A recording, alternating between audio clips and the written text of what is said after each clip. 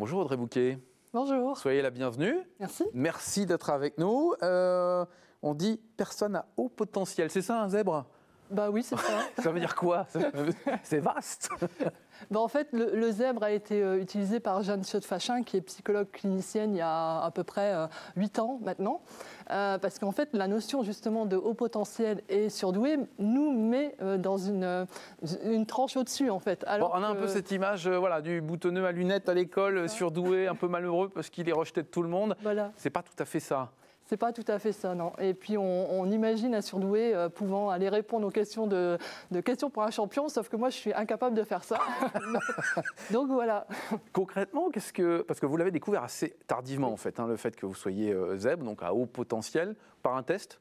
C'est ça, ouais. En fait, une personne m'avait un peu aiguillée et je suis allée voir une psy qui m'a annoncé effectivement que j'étais une personne à haut potentiel. Mais pourquoi? Vous ressentez ça comment vous en fait, auparavant? En fait, moi, j'étais toujours en décalage. Je ne comprenais pas ce qui se passait dans ma vie. J'étais vraiment malheureuse parce que j'arrivais pas. En fait, j'essayais de me conformer à quelque chose qu'on me disait de faire. Et vous ne saviez pas, vous ne définissiez pas ce qui se passait? Je pouvais pas parce que c'était pas moi en fait. Par exemple, je suis hypersensible et en fait, on m'a vraiment catégorisée chez les dépressifs. Alors que finalement, l'hypersensibilité chez un zèbre, c'est normal. Et ça n'a rien à voir, effectivement. Voilà. Alors, il s'est passé un truc formidable, c'est que du jour au lendemain, vous décidez de changer de vie, vous achetez un camping-car et vous partez à la rencontre de vos semblables. C'est ça? C'est un vrai tour de France et de Belgique même, d'ailleurs? Oui. Donc ça s'est appelé le Zebra Tour. Et en fait... Ouais, c'est un beau nom.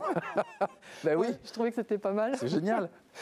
Et donc, en fait, moi, j'étais allée sur les groupes de surdoués sur Facebook et je voulais vraiment les rencontrer parce que moi, le virtuel, je l'aime bien, mais je préfère le réel.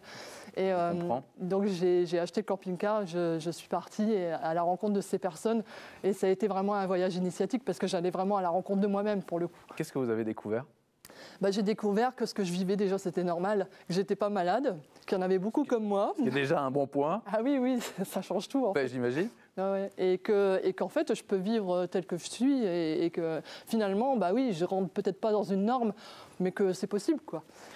Finalement, vous avez découvert des personnes extraordinaires. C'est aussi un vrai travail sur vous, finalement, qui a été fait. Ouais, tout à fait. Ouais. Il a fallu vraiment aller chercher en moi-même ce qui n'allait pas et pourquoi. L'hypersensibilité, qui était un fardeau pour moi, est devenue une force actuellement. Ouais. L'hyperempathie, le fait de capter les émotions des autres, finalement, maintenant, je m'en sers. Donc j'ai utilisé, en fait, alors qu'avant, c'était un handicap pour moi. Là, qui avez-vous rencontré? Je pense que vous avez rencontré pratiquement une quarantaine de personnes. Ouais, c'est ça. Ouais, à peu près. J'imagine qu'il y a quand même des rencontres qui marquent un peu plus que les autres. Oui, forcément, il y a des gens qui sont devenus des amis proches. J'ai même une personne qui est devenue mon frère de cœur, vraiment, parce qu'on partage vraiment beaucoup. En fait, c'est des gens extraordinaires. Et puis, il y a eu vraiment cet échange et cette confiance tout de suite, en fait.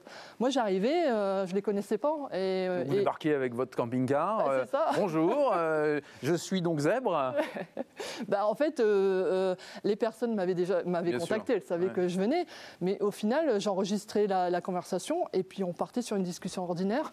Elle ne savait pas ce que j'allais ressortir vraiment de ça. Qu'est-ce que vous racontez dans votre livre, justement, sur ça, ces rencontres, ces personnalités? En fait, j'explique vraiment des moments de vie de zèbre. Donc, c'est un peu un mode d'emploi du zèbre. C'est pour comprendre qu'est-ce qui se passe, en fait. Par exemple, le fait de s'ennuyer très rapidement au travail, ça paraît être, pareil, encore une fois, un handicap. Pourtant, chez nous, l'ennui est très rapide. Mais quand on le sait, c'est pas grave, on adapte tout le temps et puis on change de vie. C'est pas grave, on change de métier. C'est aussi un livre porteur d'espoir, quelque part?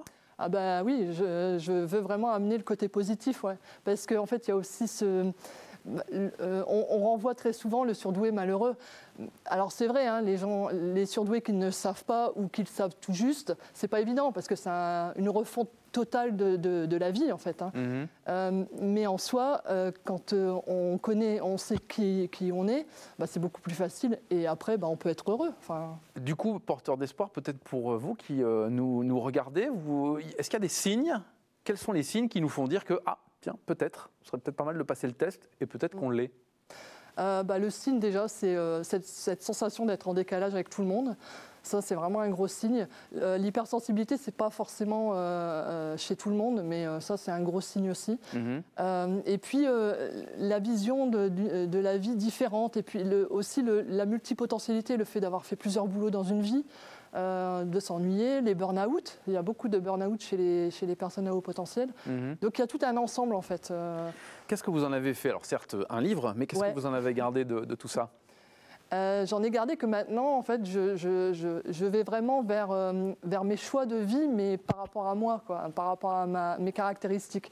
Et en fait, moi, ça roule, quoi. Je veux dire, je m'arrête pas, en fait. Quels sont les projets? Là, je suis en train de créer une ferme en maraîchage bio.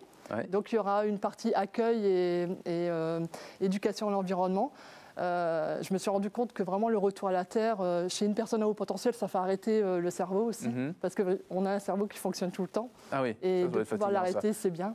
Donc en fait, ce sera Zatypique, ensemble cultivons notre bien-être. Zatypique. Voilà. D'accord. À quel endroit? À Éther, donc à côté de Bailleul. Et en fait, cultivons notre bien-être parce qu'il y a le bien-être des autres, mais il y a le mien aussi par le biais de ce projet. Absolument, l'essentiel. Audrey Bouquet, à la rencontre de mes semblables à rayures. Voici ce livre qui est sorti chez Pomme d'Âme Édition, que l'on peut trouver un petit peu partout.